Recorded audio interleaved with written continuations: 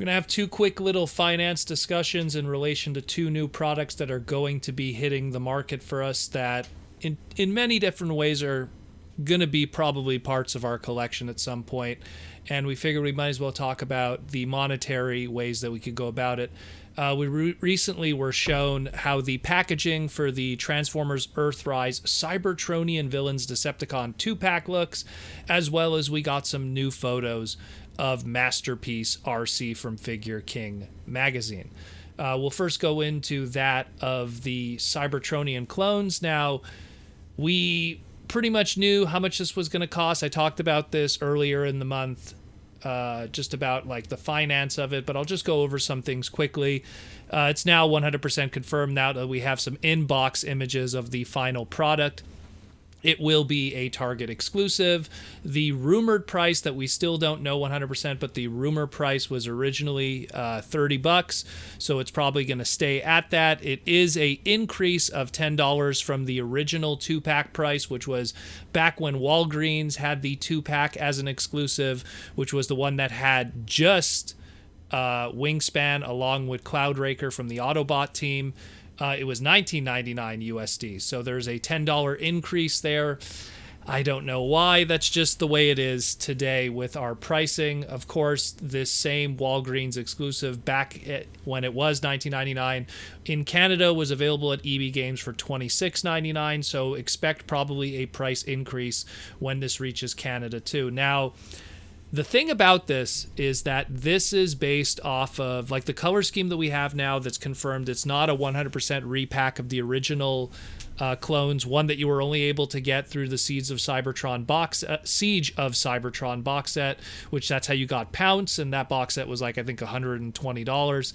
And then you were able to get Wingspan from that 2-pack. So obviously to get that old color scheme and that old set of Decepticons would have been very expensive. The other alternative was this color scheme of this new set now is actually just pretty much in a lot of ways a repack of the old Legends color scheme, which was the Transformer Legend Japanese line, had the 2-pack available and you could get both Decepticons in a pack, no problem. LG61 was its Legends designation. Depending on where you went, obviously TF Source was a little overpriced at I think it was $70 they were asking. Big Bad Toy Store was asking about $35.99. Its yen currency of how much it cost in retail was that 2-pack was about 2670 yen, which comes to about $30. So when you think about it, you could buy the Legends set if you could still see it kicking around in the secondary market for $30 plus shipping, or you get this at Target in person for $30 shipping. So more or less, you're getting an easy way to pick it up. That's the way that I see it. The only thing that I just have to complain about is that $10 price increase in less than a year. From it being from a Siege 2-pack to now this $10 increase, but that's the name of the game. You know how I feel about that, what's going on with the gouging of prices. And speaking of that, let's move on to that of Masterpiece MP-51 G1 Arcee. So Figure King magazine gave us some new scans, gave us some new images, and also let us know about some new stuff that's going to be coming with it. So they gave us a new pose and a new look at Arcee. It shows that on top of coming with her traditional dark gray gun that was seen in the 86 movie, she is also going to be coming with her pink gun, which was used many times during Season 3 and was most predominantly featured in Five Faces of Darkness, the very first episode of Season 3, Five Faces of Darkness Part 1 specifically. If you saw on my Twitter, I did a little screenshot and animated GIF to kind of show like where that holster and where that pink gun comes from in that scene. This is not the first time Arcee has come with two guns. Again, that was something that goes back to her Generations toy. She always had two guns, one that was pink, one that was a darker color like a gray or a black, so that's not to be unexpected.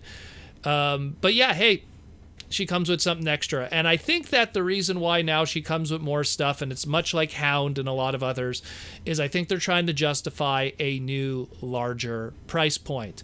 And so according to Figure King magazine, it's Figure King number 267 if you want to pick up Figure King magazine. The plan is for the winter 2020 release that she is going to be 17,600 yen, which comes to about $180 USD, that's quite a jump. And the reason why I say that's quite a jump is because we've seen already from Wonder Festival that just passed, where she was on display. She was right next to MP-28 Hot Rod, and that the one that was used later on for the Target Master MP. And so we know her height. And if you kind of like look at the time tracking, if you go back to like February 2018, when like the last time that Hot Rod mold was used was February 2018 was MP40 Target Master Hot Rodimus, which was the same use of that mold, so it gives you something of the same height. And that was, I believe, 7,300 yen, which was about $80. And then in July, then obviously Masterpiece Dinobot came out, which was that crazy price of 27,000, which was like $300. And then after that, we went to Cordon, which was the Sunstreaker repaint, which was 11,000. Which was about, I want to say, 120. So during that span, that was kind of the jump of prices in 2018 going into 2019. And considering that she's the same height as Hot Rod here, I don't understand that, $80 to $90 price increase. Is she going to come with a Daniel and exosuit? Because at this point, all we know is she comes with 2 guns and a holster. Some new faces, probably. Probably her shades gimmick, Like, what else to justify that 180 price point? Because that is a lot. That is a lot of cheese. And again, it's me just feeling that at this point right now, they're just making up numbers. They're just going, you know what, let's ask this, even though a year ago we were asking that, or a year and a half ago.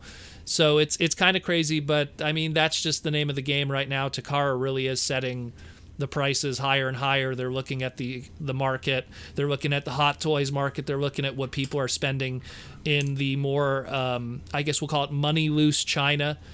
And they're just raising the bar every time. So it's kind of tough, but that's the name of the game right now. And let me know what you think about this, because that is a huge price increase for something that's going to be the same size as a $80 figure barely a year and a half ago.